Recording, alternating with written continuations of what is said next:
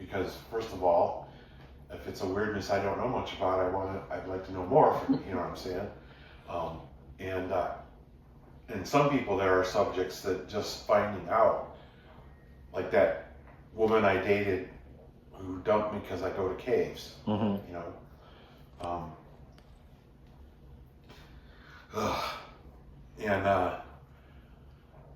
And I realized if people do this stuff with me, I'm actually fairly high functioning socially compared to a lot of people who have other traits that I have, like role playing. You know, there's the old stereotype of a geeky role player who's nervous around women, and you know, and so it's a stereotype for a reason. Yeah.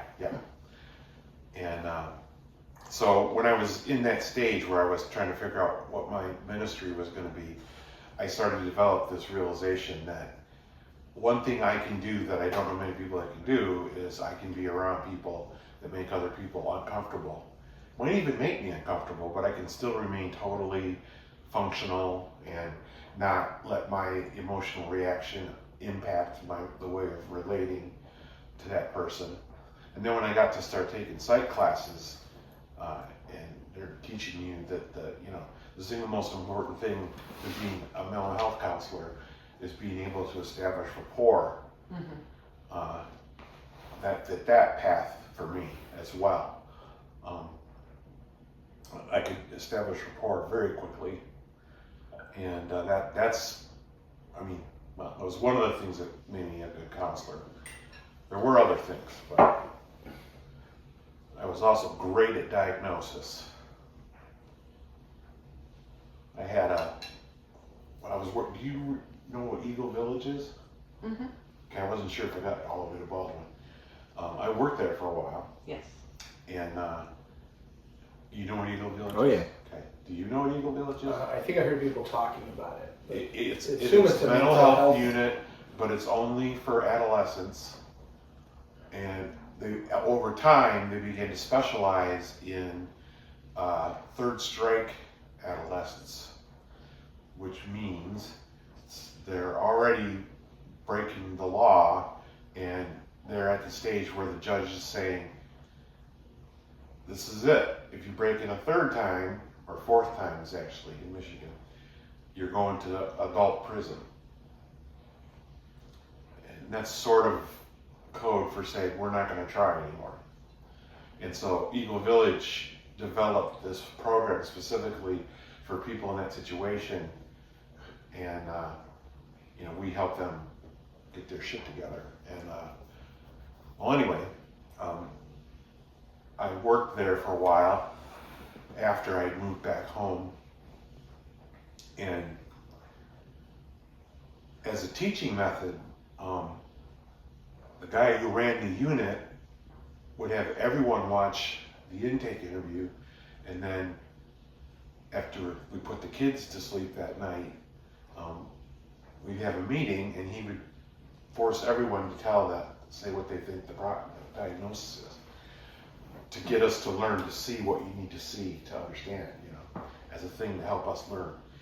And I'd only been there about 6 months, and he came to me and he said, listen, you're probably the best diagnostician in the unit, and I'm including myself in this, and I know you only have a bachelor's right now. If you want to go back and get your master's, we'll pay for your master's, because that's really the level you should be working at. Mm-hmm. Which really meant a lot to me.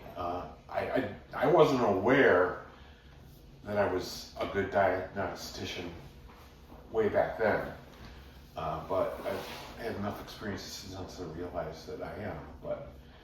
So that was very helpful too, because diagnosis is probably the hardest part of mental illness. Because mental illnesses are shades on a rainbow, and so the difference between this one and this one is very subtle. Okay. But the way you treat them could be very different. If you walk into a hospital and you got blood draining out of your right leg, well, boom, I know it's your right leg. You know what I'm saying? When a person with mental illness walks in, usually they're on their P's and Q's because they don't want to go to this place. And so they're doing everything they can to, quote unquote, look normal. And then on top of that, a lot of the different kinds of illnesses that come up can have very different pathologies.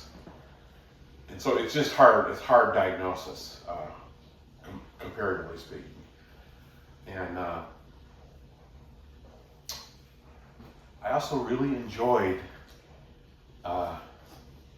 that game where I'd watch an interview being conducted by someone else, and then he would come in and we'd all sit down and talk about what's going on there, and he would let us all give our opinion, and then he would give his opinion, and with the data as to how he thinks this, and which made me a lot better diagnostician because some of that data I just didn't have yet.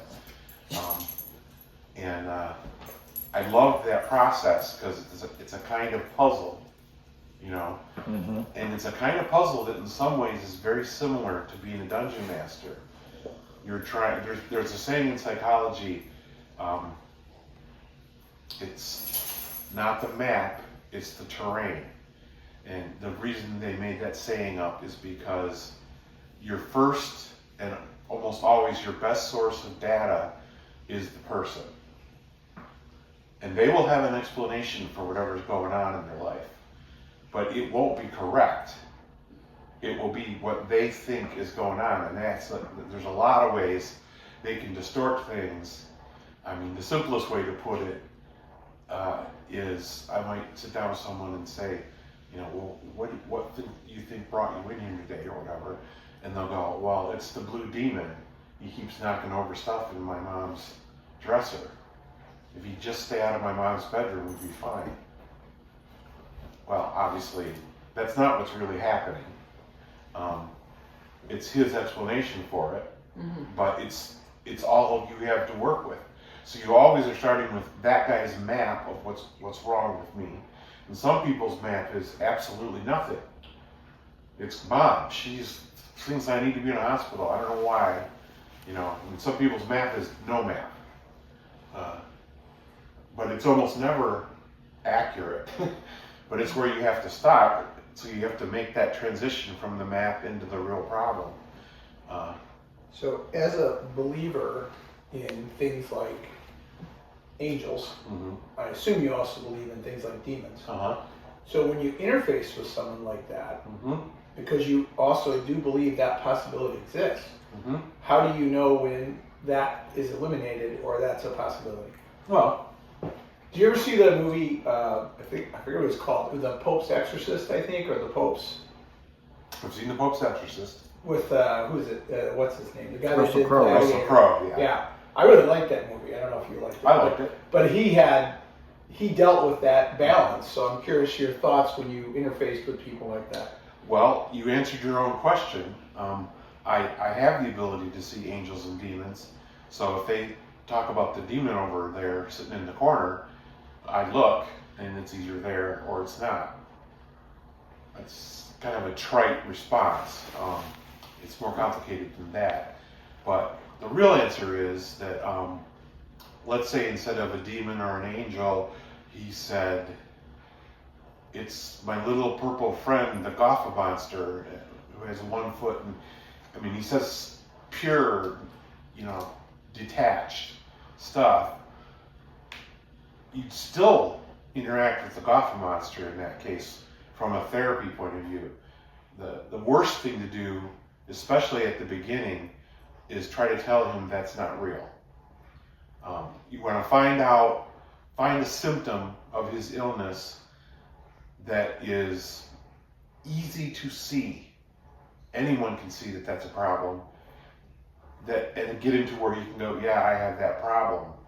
To start to open the door, you don't go for the dragon first, you go for the kobolds out front.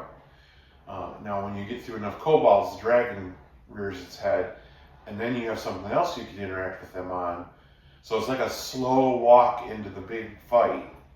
I mean, there is a point where you have to say, well, you do know that that's Gotha monster isn't real. If you've done it right at the right time, they usually go, yeah, there's something broke up here or whatever. And then you can deal with that. But things like hallucinations are extremely biochemical in source. And which means once we know you're having hallucinations, there are actual medicines that are pretty effective for that. And once you get those balanced, they tend to go away? Or? Yeah, that's what I mean by effective. They Yeah. stop happening. Yeah. You go through a phase. What's the reaction when that happens then? Well, you go through a phase first where they can tell that's not real, but it's still there. But they go, yeah, that's one of those hallucination things I get. So don't listen to them. But they're still there. And that's a phase you go through before they start to come back out. And eventually he won't even be there. And they'll be able to really move on after that. But that's just an idiosyncrasy of how hallucinations work. Now, having said that, let me say that, as you all know, I have seen angels in religious contexts. I have definitely seen weirdnesses from my psych meds. And I've also seen weirdnesses because I took LSD. I've seen hallucinations in almost every way you can see them. And I have observed that there are telltale differences. Like a chemically brought on hallucination is very similar to a dream in the sense that, you know how when you're dreaming, it's like watching the TV? That is to say, you're not like in control of your actions in the dream, but you're there to see what's going on. The way I like to say it is, you can't turn your head. You'll be staring at whatever's going on, and that's pretty much all you can do is stare at whatever's going on.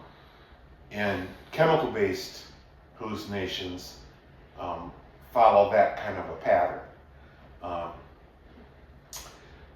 So one of the first things I always do if I'm having a hallucination is I turn my head and see if it goes away or changes significantly. Because, of course, angels don't change.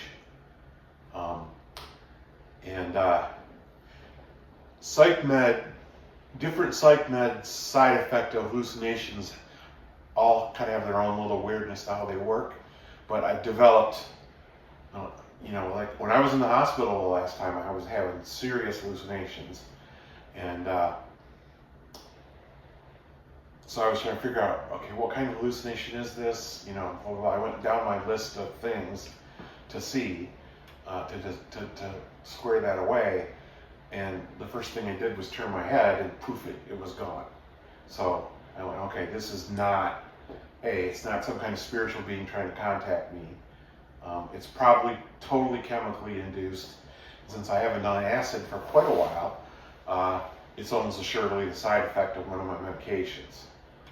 And they gave me a different medication and it stopped happening. So You said, hey, I'm having hallucinations, and they said, oh,